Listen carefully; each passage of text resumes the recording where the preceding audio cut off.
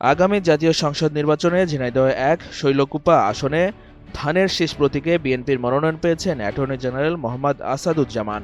বুধবার ২৪ ডিসেম্বর বিএনপির দলীয় সূত্র এ তথ্য নিশ্চিত করেছে। মঙ্গলবার ২৩ ডিসেম্বর ঝিনাইদহের শৈলকুপা উপজেলা বিএনপি নেতারা ঝিনাইদহ ১ আসনে অ্যাটর্নি জেনারেল আসাদুজ্জামানের পক্ষে দলীয় মনোনয়ন সংগ্রহ করেন।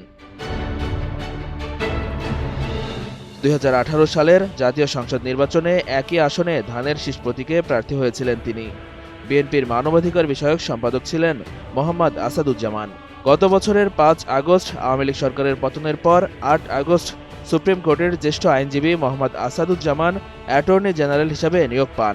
নির্বাচনে অংশগ্রহণের লক্ষ্যে মোহাম্মদ আসাদুজ্জামান আগামী সপ্তাহে অ্যাটর্নি জেনারেল পদ থেকে পদত্যাগ করবেন বলে জানিয়েছেন।